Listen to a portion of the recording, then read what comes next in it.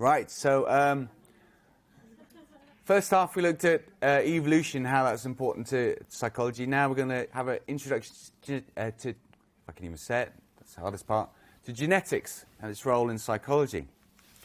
Going to start off, like we did with evolution, talk about why I think it's important to have an understanding of genetics in psychology and the role it can have. And I'm going to give you a very brief introduction to genetics in terms of Mendelian genetics. It's really the origins of our understanding about how genes work, and a bit about molecular genetics, which might be quite useful. And they're going to talk about things that are going to be relevant to us, particularly in terms of understanding the role of genetics in our evolution and our evolution of our psychology. So things like mutations and our own genetics. So look at the human genome, about what that taught us about humans. And lastly, I'm going to finish off with introducing or discussing with you the search for genes for behaviour, about how that's going about, and about how that, as well as taught us a lot about the role of genetics and how that has changed over the course of the years. So why is it important to study genetics? Why is it useful to do so? Well, your brain is a biological organ. It is the result of biology. There it is. It's squishy and it's a physical thing. And that's where all your behaviour comes from, or your psychology comes from. And like all organs, so like your liver, your kidneys there, or your lungs, that's sheep's lungs, not your lungs.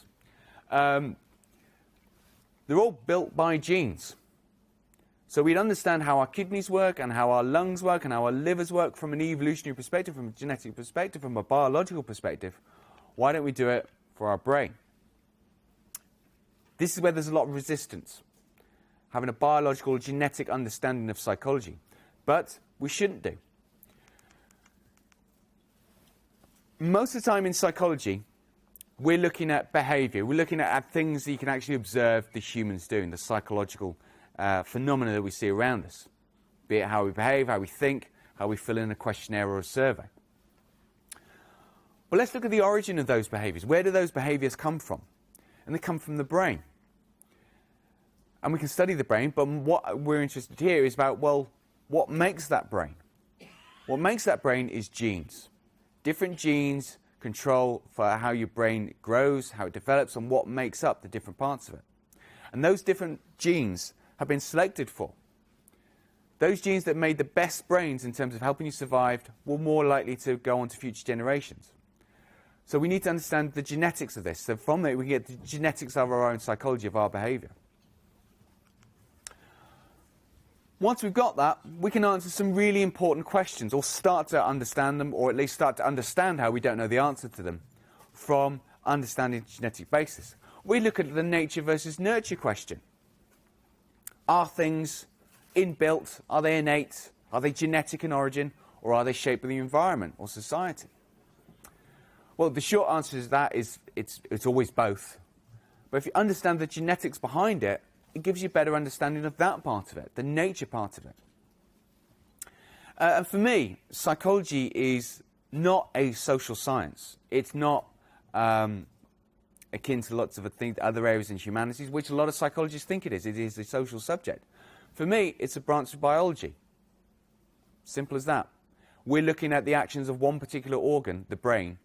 So it's rooted, for me, in biology. Now, a lot of other people who'll teach you on the course will disagree with that completely. But for me, understanding that will help shape our understanding of everything we need to know in other areas of the course. And the key part of that is an understanding of genetics as part of this. Now, an understanding, not a full understanding. And I'll talk a bit more about the difference there and why you'll be probably relieved to know you don't have to know everything about genetics later on. Why we're talking about this when we talk about evolution is evolution and genetics are very, very closely intertwined, interconnected, and they should be. It was a big part of Darwin's theory of natural selection. He had the idea that what happened is traits that will help you survive, that made you outcompete others, will be passed on to future generations. The problem is they had no idea how those traits were inherited, how they were passed on to future generations. He came up with this idea called blending, where what happens is the characteristics of both parents are blended together, and that's what you inherit. And we know now that that's not true. If you look at something like eye colour, you know, we all have very distinct eye colours. We only inherit one particular eye colour. It's that if it was always blending, we'd always be sort of this lightish brown coloured eyes, but we don't. So it doesn't work. And he never did really fully understand how traits were inherited. It was an issue. We knew that they were inherited. We knew that offspring looked quite a lot like their parents. So we knew that these traits were inherited. We just didn't know how. And then we got the work of Gregor Mendel. Not long after Darwin, so he published his work on genetic inheritance in 1866. Darwin published Origin of Species in 1859, so it was just 7 years afterwards.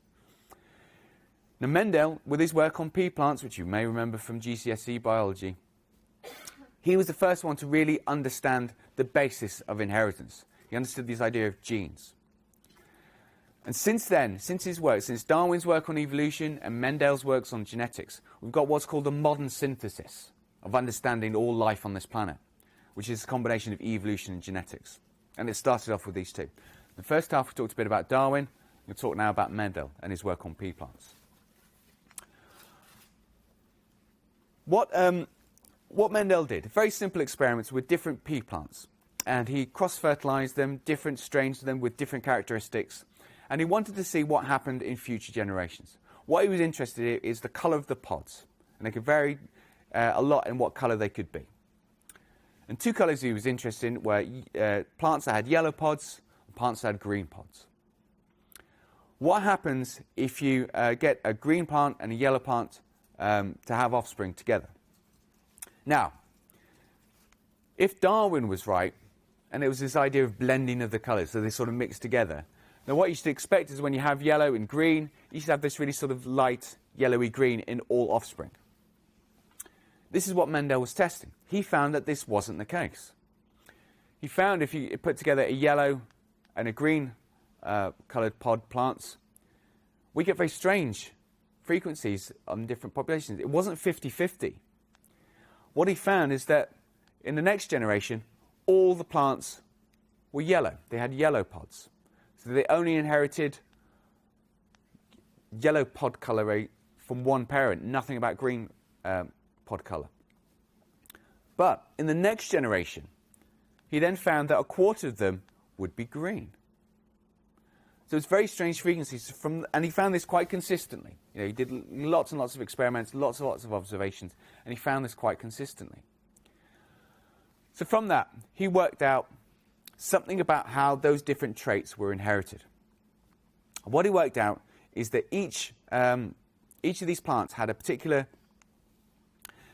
what he called a particle of heredity, which we now know would be genes. You know that each plant has a particle of inheritance, and they get those from each parent. So they've got each of them got two. And from it he worked out in this basics that there were two types. It could either be a particle that would cause the pods to be green, or a particle that caused the pods to be yellow. But because he found such strange frequencies in future generations, we worked out, well, one of them must be much more likely to occur than the other. In this case, it would be yellow. So we worked out from this that the yellow one must be dominant over the green one. And the green one is recessive. So in other words, if a plant has the yellow particle, or the yellow gene, then it will always be yellow, because that's dominant. And that's what he worked out. So he worked out that originally two plants, one parent had two yellow particles, and the other parent had two green particles. And each of those went into the next generation. So that every plant inherited one yellow particle from one parent and one green particle from the other parent. Now, because yellow is dominant over green, all these plants were always yellow. But if you cross two yellow plants that have what are called heterozygous, they have a yellow particle and a green particle. Well, eventually you find that the two green particles will go together, and because they're recessive and there's no dominant yellow allele being present, then green will be expressed. So you only get green when two recessive particles are together. This is why, how he worked out very cleverly, how genes worked, this idea of dominant and recessive genes. So if you have both copies of the yellow gene, you're yellow. If you have one copy of the yellow gene and the green gene, you're going to be yellow because yellow is dominant over green. The only way green could be expressed is if the individual had both greens. So from that, very simple way of understanding it, this idea of Mendelian genetics, we get a real basic idea about how genes work and how they're expressed. But that was only really the start of it. Mendel's work was really important, but he didn't actually understand anything about where genes were, how they worked, what they did, what they were made of. It was only since then that we know a lot more about how genetics actually work, what's called molecular genetics, and really getting down to nitty-gritty about how it works. Now we know that all of our genes are assembled in the nucleus of all of our cells, and they're arranged in chromosomes. So this is an X-ray of one of them. And you can see each of those little blue bits there, they're just strands of genetics. And they form this sort of a chromosomal shape, normally in sort of an X shape. And that's where they're all collected. And they're passed on, so we know that we get the genes from our parents, our mothers and fathers. We get one from each one. So each of the chromosomes, we get one from our parent, one from our mother, one from our father. Humans have 23 pairs of chromosomes. So all of our genes, all of our genetics is put onto 23 different chromosomes. And they're all there. So they sort of all look quite similar. Other species have different numbers of them. Some of them have a lot more pairs of chromosomes, some have a lot less. Doesn't mean that they're more advanced than us. It just so happens we have 23 pairs. And the 23rd chromosome is where chromosomal sex is determined. So normally individuals who have an X and a Y chromosome, so they've inherited the X from the mother and a Y from the father, they'll be male. Chromosomal sex will be male. If they got the X from their mother and an X from their father, then they'll be female. So that's where it actually occurs. This chromosomal sex is determined there in our chromosomes. But what are chromosomes made of? What are genes made of? This is where we know about deoxyribose nucleic acid, DNA. We've got Crick and Watson here. Francis Crick and John Watson, looking very pleased with themselves. Well, they won a Nobel Prize. I bet they're pleased with themselves. They discovered the structure of genetics, structure of DNA. They knew it formed what's called this double helix, this sort of twisty pattern. They found that DNA in our chromosomes is made up of two strands of DNA that are wound together. And those two strands are bonded together. And each of those strands is made up of a sequence of what's called base pairs, which is just sections of DNA. And there's 4 different groups, 4 different base pairs: adenine, thymine, cytosine, and guanine. And they bond together. When the two strands bond together, it's only specific base pairs that bond together. So an A will bond with a T, and a G will bond with a C. So you've got this very long strand, 2 very long strands of DNA made up of all these different base pairs. And we know that when there's an A on one side, there's a T on the other, G on one side, C on the other. And that's how they're bonded together. So you can see the little bonds between them there.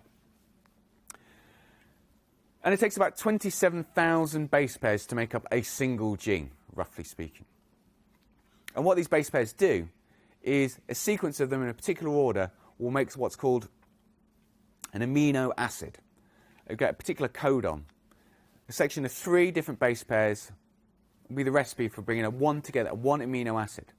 And it brings all these amino acids together, which then form a protein, which then go and form your skin, your brains, anything. Your liver, lungs, all these different things physiologically are made, and the recipe is in the DNA. And the way it works as a replicator is you've got these very long strands of DNA. They're very tight, they're very strongly bonded together. They can't break. But the bonds between the base pairs here are quite weak. There's what's called hydrogen bonds. And those of you who do at A-level chemistry will remember hydrogen bonds. All comes frightening back to you. You think, so I had to forget about that. Well, you probably do. But they're very weak bonds, so the 2 strands can easily be unzipped. Once they're unzipped, you've got 2 strands of DNA. On each one is a perfect recipe for making the other one. Because if you know that there's an A there must be a T on the other side, the C must be a G, and so on. So once it splits, it forms 2 molecules. And then what can happen is it can bond together with new strands and create 2 new strands. So one strand can split, one helix can split, and bond together with new ones and form 2 new molecules. That is replication. Don't worry too much about the specifics of it, because I don't really understand it either. Enough. All you need to know is once DNA as an actual molecule, as a chemical structure, when it could first start to replicate, in other words, we knew that they could form different elements and bond together with new ones to create new things. We've got replication. We've got replication on the planet. Once things can replicate, things can grow, things can develop, things can evolve. So this was the key origin of life, was the fact that this very strange chemical we had in our systems could replicate. And everything followed from that. But it is complicated. It is complicated. How do we know, what creates these different structures? So we've got the DNA, the strands, and like I say, the base pairs, each 3 base pairs forms a particular amino acid. And those 3 base pairs are called codons. And there's 20 different types. Some of them are quite common. So you get a glutamic acid. So that's the codon for bringing together an amino acid called glutamic acid. And that's formed when you've got a G, an A, and an A together. And what happens is there's a long recipe there on the strand of DNA. And what together, we'll take a little snippet, it will be 1 gene, and bring it together all these different amino acids. There's the recipe, and they'll form together to form a protein that will be used to create some structure in your body. And then at the end, it'll say stop. And like I say, there's 20 different ones, lots of different versions, 20 different ones, say 27,000 base pairs make it. There's a huge, almost infinite number of combinations of amino acids you can have. And you can see the different ones. Disappointingly, cat never comes up. My wife works as a geneticist, and she'll sit in front of a computer with a long strand of DNA. Well, not physically stuck on the string. There's computer systems where you can just download the entire genome of something. And she'll look through it and go, she doesn't get excited when she sees the word cat. I would, but then, I don't really use it that much. But yeah, all the different ones there. And they bond together to form different genes. Now, do not worry if none of that made sense. Or that was just went way over your head and think, I don't even grasp any of that. How do proteins make? What do you mean they unzipped and they form new ones? Well, where does it go then? How much you have to know as a psychologist about genetics is probably quite low compared to everything you could know about genetics. That's probably increasing though, and I'll talk a bit more about why that is. I think we need to know more about genetics. But the take-home message here is it's complicated, and it doesn't always seem logical. But then life on the planet was never designed to work perfectly well, and DNA is a good example of something that doesn't work particularly well, and you'll see more of that later on. But having a grasp of it, thinking about things about genetics, having appreciation of it is, I think, quite important. So with that in mind, I'm going to ask you this question. How many genes make up a single human? I'll give you a clue. It's above 100. That's all I'm going to say. How many genes? I'll have another. So again, it's a poll everywhere. Have a think. Based on whatever you think it might be. What do you think, how many genes do you think make up a human?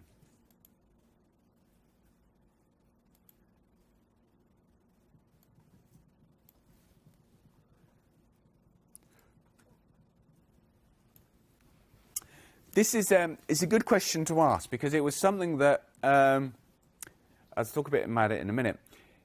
It was something that's very key to understanding human psychology from a genetic perspective. We think about ourselves as incredibly complex.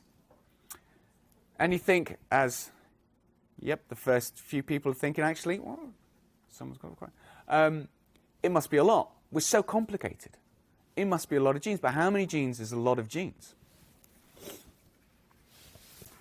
And we got quite a wide distribution here already.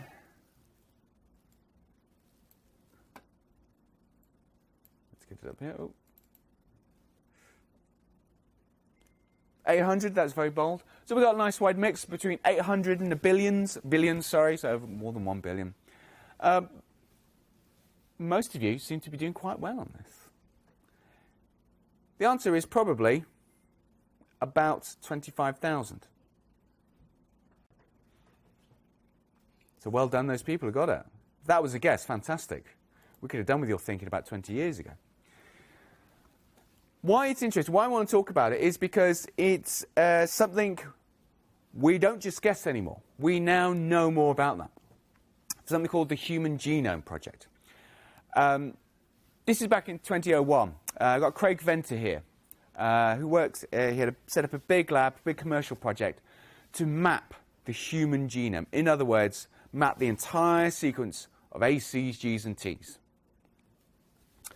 And it was a huge project around the turn of the millennium. There were a number of different groups working on it. They were the first to do it, and they published it in 2001. It was his genome that was published. And this was, it was amazing. I remember it at the time. It was just incredible that we actually could get the full sequence of a human's DNA. Nowadays, you can get it easily for less than $1,000. There's particular projects set up to try and get you to be able to get your own genome sequence for under $100. Which, if you really want to know what it is, you'll get it, and you'll look at it and think, oh, wow, I'll get to find out the secrets about what it is to be me. You won't. You'll just get a series of A, C's, G's, and T's. And all they'll tell you is that, you're probably going to get heart disease when you're 80. Oh, thank you very much. They're not going to say, you're a wonderfully entertaining person, all these secret skills you didn't know you had. No, it's probably just going to say, don't smoke, smoking will kill you. Be like, I knew that already. But it is interesting, and people are interested in it. And when it was done, it turned out that it was, 3.2 billion base pairs. So 3.2 billion ACs, Gs, and Ts in a particular sequence over this 23 chromosomes, making up about 25,000 genes, which is a lot less than people were expecting. And I'll come back to that. Because what's even more important, and coming back to my point about DNA being incredibly strange to try to understand, I think, in terms of looking at it as this perfectly wonderful thing that we have that helps us replicate, is that a lot of our DNA, a lot of our genome is junk. It's stuff that doesn't do anything. It's base pairs that aren't genes. It's just there. Even less of it actually codes for particular proteins. A lot of it is things that says things to stop, or some things get transcribed, but maybe they don't actually translate into actual genes. Then we've got other things like pseudogenes, genes that once created something but don't do it anymore, so it's still there in our DNA, but it just hasn't got rid of. This is transposable elements. Parts of bases, so sequences of your genome, that just jumps around, that just replicates for no reason and jumps around to different places. There's lots of different ones. The famous one is one called ALU. It's a sequence of base pairs, about 300 bases, but you've got about 1 million copies of them, just because it's copied and just copies into all different chromosomes. Then you get some things where you've got long sequences that are just repeated for no reason. So you get CCG, but it's repeated, like your cat standing on your keyboard sort of thing. That's what a lot of your DNA is, just things replicating. So there's lots of just junk there that doesn't do anything. Why is it still there? Why isn't it, why hasn't it disappeared? Why you've got all these 3.2 billion bases when most of it does nothing? Well, it could be that it hasn't been selected against. Maybe it's just stuck there. It doesn't do you any harm, so keep it there. It's there in other species, so maybe it's just something that was really relevant in our evolutionary history, but still relevant now. Well, not relevant now. Then there's this other idea called evolvability. If you've got a lot of genes, or the ability to make lots of genes if it comes about, then you're more likely to cope with any new problems that we might face. So say a particular disease epidemic comes around. If you've got particular DNA that could help with that hasn't done anything for millions of years, that would be very useful. We don't know. We're learning more now. But the answer is that, we don't really understand what the difference is between junk DNA and not junk DNA, proper DNA. But again, that sort of changed how we think about genetics. And that came about really from the human genome. The human genome didn't answer really any questions. It just changed what the questions were and how we thought about it. And one of the things was about how many genes make up a human. And a lot of you were very right. We're saying 20,000, 25,000. But I remember at the time, people think, well, 100,000 genes, surely, based on the ideas that our brain is so complex. And when it came out, and now we know more about the size of other genomes of other species, well, we're really not unique at all. So here's some other ones. So we've got fruit flies at the top. They've got 13,000 genes. You've got C. elegans, this type of worm, 19,000 genes. Humans, 20 to 25,000. Rats, 21,000.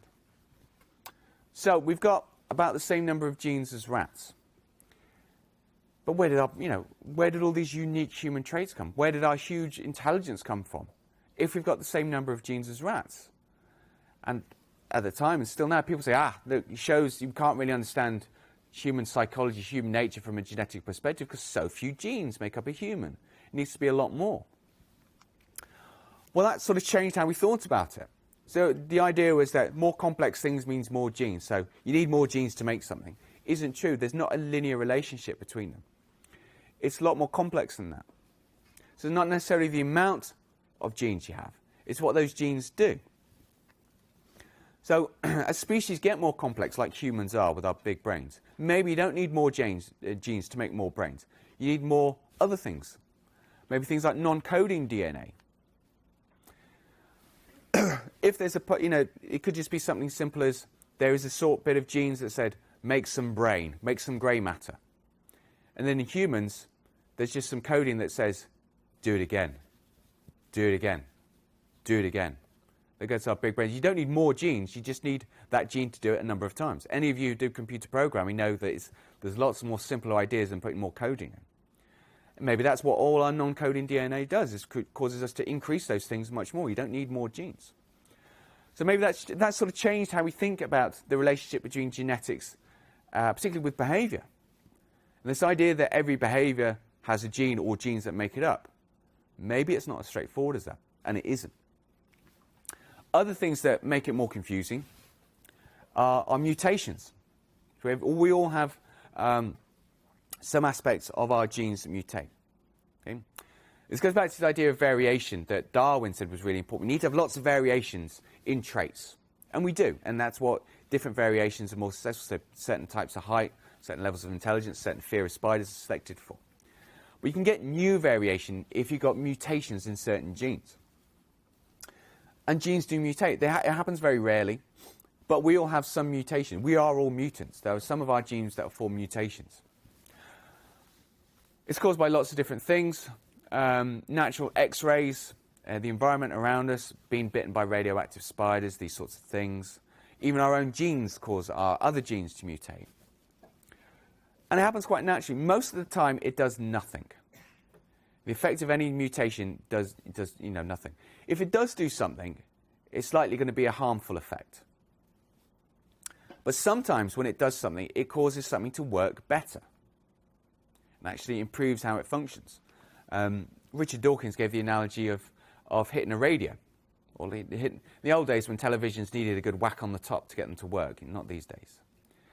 But most of the time, you hit the top of a television, it does nothing.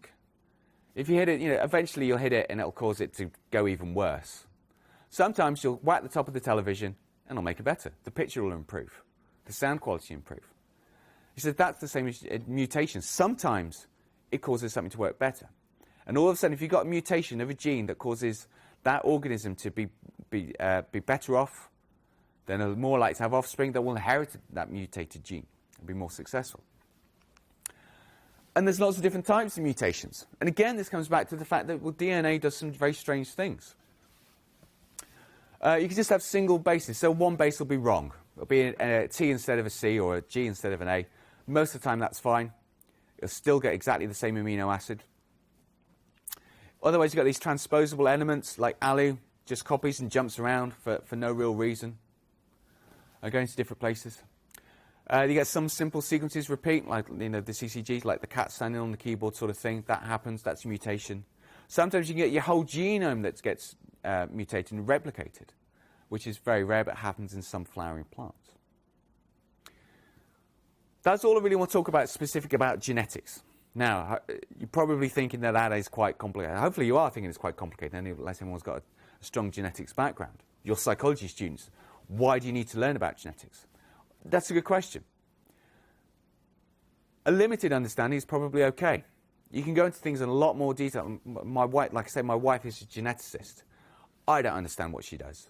She talks to me about it, and I just glaze over. Just no idea. She said, I could come and give a talk to your students about, genetics. I think, be a bit wasted, really. Which is no offence to you, no offence to you. You shouldn't really know anything about genetics. We don't ask it in our entry requirements. And it gets a lot more complicated than this. I've barely touched the surface of it. But we know a lot more about genetics. And I think being completely ignorant to genetics in understanding psychology isn't wise. You're going to open up so much about our understanding of the origins of things, about where they come from, about how they work by having an understanding of genetics. So just that start of it, and some of the other things that I'll talk about after this is important. But remember, it is complicated. That's the take-home message. If you are interested in more about this, please do read up more. Don't ask me. I'm pretty much at my limit. I could talk a bit more about it. But lots of really interesting books, and there's one on the reading list about evolution genetics for psychology. But again, think about how much you need to know. From this, we can start to understand other things, more common understandings about genetics, particularly our own psychology, in relation to what we understand about genetics. One thing that's quite common, we've known about for a long time in terms of breeding of other species, is problems with inbreeding. We now know why that's an issue. What tends to happen if you get two organisms that are quite closely related, be they sort of, parent, offspring, or siblings. If they reproduce and have offspring together, those offspring tend to be have a lot of problems. We now know why that is from having an understanding of genetics. What tends to happen is you've got, going back to what we talked about Mendel, with the idea of dominant and recessive genes. Quite often, things that are damaging are recessive. In other words, we often have recessive genes for some nasty conditions, but they're never expressed because they very rarely occur, and they're always alongside a dominant gene. And so we're unlikely to encounter someone else who has that recessive allele. So say the chance of having that allele, that recessive one, that recessive gene is 1 in 1,000. Then the likelihood of finding someone else who also has that recessive gene is 1 in 1,000. So, the odds there are, a 1 in a million. And then only a quarter of your offspring would have that inherited disease. So, already it's very, very unlikely that any individual will inherit that recessive gene and actually be expressed. The problem is if you have that recessive gene and you breed with a close relative, they're much more likely to have that recessive gene than a non-relative because they're related to you. So this is why we find inbreeding is a problem, and it's something that farmers, plant growers have known for a long time. Now we know why that is from Mendel's work about recessive genes. But it works exactly the same in humans. And we find increasing relatedness means that it's much more likely to get these problems of inbreeding. So you find, close relatives, say siblings, having offspring, does lead to these issues. So we know how there's a big effect on our psychology. But our understanding about inbreeding, understanding about these things, our thought and our interpretations of it has been shaped by genetics. So there's a good example about how we know more about genetics, gives us a better understanding of it. Other things to think about. Here's a nice easy one. Approximately how many genes do we share with a chimpanzee? And that's another question. Let me just activate it.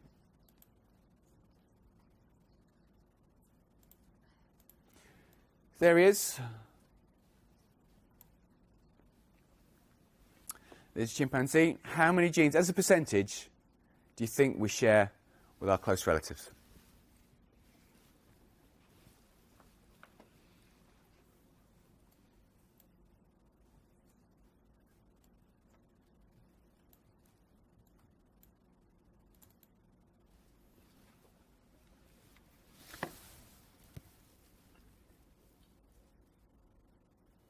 Good mix. I see. Yeah, no, okay. So, Now, we all know quite a lot.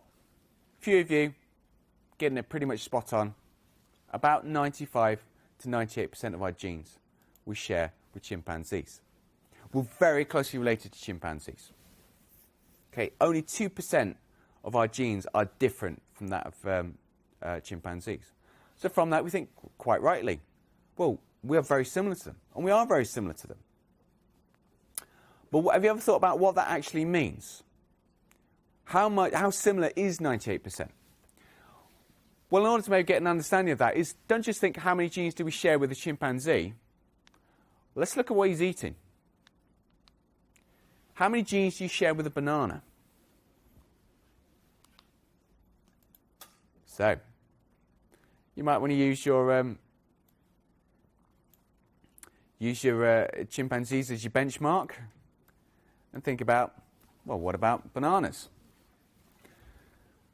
Give you a clue, it's not as many as chimpanzees, but then you think, well, how many of our genes do we actually share with them?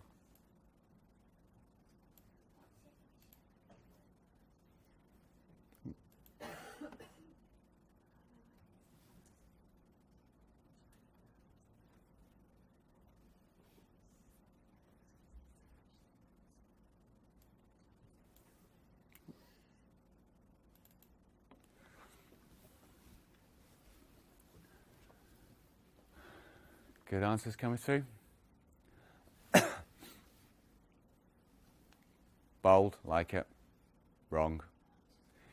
It is about 50%. Well done, those. Some very knowledgeable genetics people. It's good to see. Yeah, it's about 50%. So straight away you start thinking, well, okay, maybe we're not as similar to chimpanzees as... You know, that link isn't particularly special, seen as if like half our genes we share with bananas. But then you think, okay, well, it's still 2% difference. That 2%'s got to explain a lot. It's got to explain the fact that we have bigger brains, we have language, we have theory of mind, we walk upright, we're less hairy, we're taller, all these sorts of things. And 2% is still quite a lot of genes. So it is quite relative. But we are all very closely related. But, you know, sometimes people use it as an example. Oh, well, look at chimpanzees. Why can't we be more like them? We're so similar. They still throw their poo around. You know, we don't, mostly. We're quite good at that. We've evolved past that. Yes, they're very intelligent, but there are still those differences. And that's an important thing. We now know this from sequencing the chimpanzee genome and the banana genome. Having that understanding is really interesting. It changes how we think about things. And I want to finish off with, we're talking a bit about understanding genes for behavior. Or more specifically, can we? Is that a reliable way of doing it? Well, firstly, one of the main issues with understanding behavior as being the result of genes in particular is that none of our behaviors are the result of a single gene. There's very few what's called single gene traits. Some things like eye colour are, although not entirely. Blood type is determined by a single gene. Everything else is what's called polygenic. Lots of genes create it. So it's same for everything about our physical state, and when it comes to our psychology and our brains, lots of genes create it. So there's no single gene for intelligence. There'll be lots of different genes working in different ways. No gene for personality, no gene for height. So when people talk about or try to find genes for these things, they struggle. For a very good reason, is they all work together in different ways to create, eventually, your intelligence or your height. Let's just take an example, theoretical example. Let's say there's 6 different types of genes for height. A, B, C, D, and E, and F. We've all either got the dominant or the recessive for each of those. So it's a little a or a big A. Little a is the recessive form of that gene. Big A is the dominant form of that. Now, if you have all 6 recessive genes, you're small. The smallest. If you have all 6 dominant genes, you're tallest. But you can have lots of different combinations of those 6 genes within it. And they all result in slightly different heights. So this individual here has got 3 3 dominant genes and 3 recessive genes. These have got 4 dominant, 2 recessive. 2 dominant, 4 recessive. You can't pick any of these 6 genes and say this gene corresponds to height. Or if you know that if this individual has this dominant gene, they will be this height. They won't. It's all these genes working together. And this is only 6 genes. You can times that by a few 100,000 to try and work out something like your intelligence. But we still find in the media people saying the gene for has been discovered. The gene for intelligence has been discovered. The gene for autism has been discovered. And it hasn't. It really hasn't. What's been found is a gene that has a particular role that explains like 1% of the variation in the likelihood of someone having autism or not. It is probably a gene for it, but there's still 100,000 other ones that work with it. So if ever you see this headline, cider or boffins or eggheads, love to be called an egghead in the press. Eggheads at the University of Worcester, like, yeah, finally arrived. They say found a gene for X, and if X is a behaviour, no, they haven't. If X is a blood type, yeah, maybe they have.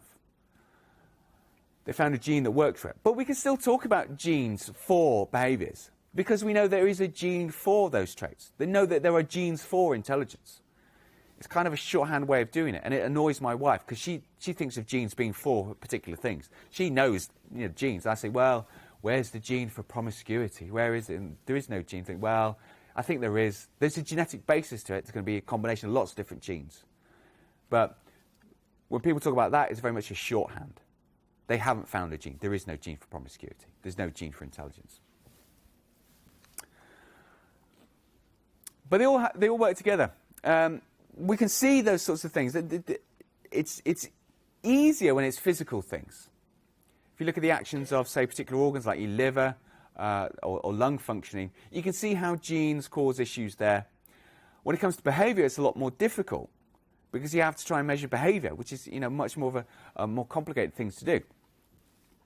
But because genes create your brain and there are different forms of genes, there should be some way of finding out differences in how your brain functions. In other words, how you behave, how you think, or maybe things like how your brain activity works, that shows the actions of different genes. But it's remarkably difficult to do, as you can imagine. But people have tried to do it. People try to find genes to work out how this could relate to a particular behaviour. I'm going to finish off with an example of what people thought would be something that could actually be have an origin for our particular, for one particular psychological trait, which is language. And it's the FOXP2 gene. This is it here. I don't know, it could be. It said it was FOXP2 gene. That's what Google Images told me. I'm not going to question them. It's on the locus SBCH1 of chromosome 7. If you're particularly interested in that, any particular chromosome 7 fans, you'd be pleased to know that I have special attention here. Why I'm talking about it here is what we know about its role in language functioning, and how it's been researched. Now, there's one family who have a particular language disorder. They're anonymized here. They're just called KE. And individuals in that family have a particular disorder that relates to their understanding of language and their speech ability. Those members of that family who have that particular disorder have a particular form of the FOXP2 gene that is unique to them. It's a mutation of it. And other members of the family who don't have that mutation are fine. Also, another individual has a very, very similar language disorder to the members of that family. Also, coincidentally, has the same mutated FOXP2 gene. So, from that, thinking, okay, if you have a normal FOXP2 gene, your language works okay. If you have a mutated form, your language doesn't work okay. Will suggest that, well, FOXP2 gene must have some role in how you use language, how you use speech. So people are like, there we go, we found a gene. We found a gene that has a real role in language. Look, we can see it in this family. And you trace the history of the FOXP2 gene. And we find that the human version of the FOXP2 gene is very different from that of the gene in other species. So lots of genes we share with other species, but this one is really unique to humans, the form we have. And we can see how it varied from other species about 200,000 years ago, which is probably around the time we really started using speech. So, from this, the fact that the FOXP2 gene, when it works, produces language, and when it doesn't work, produces disorders of language, and the fact that it's a unique form in humans like language is, and this uniqueness came around about the same time as language did, people said, look, the FOXP2 gene is the gene for language. Now, this is why it's not. It has a role, but it's not fully it. Firstly, we don't know what FOXP2 gene does in terms of developing your brain. What does it actually do? What does this actually sequence? What series of proteins does this create in your brain? And is it going to be specific to language? Why is it present in other species? If it's something that's, language is unique to humans, even though it's a unique form of it, why do other species have it anyway? It must serve some purpose in those other species that don't have language. It only affects part of language development. So not actually anything that's all of language, just some aspects of speech. What other effects does it have? Does it produce other changes, other than in terms of speech? And also the fact that all we know about it is that if you have a particular mutation of it, it doesn't work very well. Doesn't mean that having it in the correct form means it does work. It's like saying, if you take go back to the television, if you undo a screw and take a screw out, and your TV starts screeching at high pitch for some reason, you won't go, this screw's there to stop the screeching. It probably has some other purpose. But how it's expressed when you take the screw out is it just causes screeching. FOXP2 genes the same way. It probably doesn't just cause people to not have this disorder. It's going to have something more broader effect. So in conclusion, we know that the FOXP2 gene has something to do with language. It has a genetic role in language. But we don't know how. We don't know what specifically. We don't know what's unique in humans or when and where it occurs. So that's still unclear.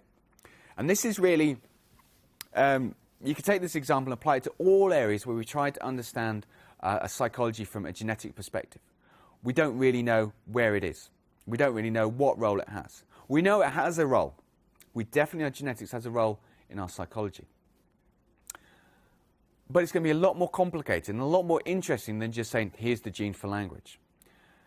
And as our understanding of genetics gets more advanced, we know more about it, we know more about what we don't know, psychology can use this more. We can take advantage of this. Traditionally, psychology has been very resistant to genetics and biology and evolution in general. We thought about, that's for biology. We're a social science. We don't need to worry about that. I'd say that that's not true. We are a branch of biology. We need to understand these things. Not in as much depth as others do. But from that, I think we get a much richer understanding about lots of different things about our psychology and our behavior and the way we think about things from those processes. So I'll leave it there for now. That's a summary of what we've done. If you're particularly interested, Chapter 3 of Holt textbook. More importantly, Evolution Genetics for Psychology. It's a book by Daniel Lettle. It's a textbook. It's a book about evolution genetics written for psychologists. So it's quite simplistic. It's not written for biologists. It's written for people like you who don't have a biological background. It's very simple, clearly explained. If you'd like to know more, and I would always recommend that you do, I think that'd be very wise, have a read of that book. It's there in the library, worth having a look through.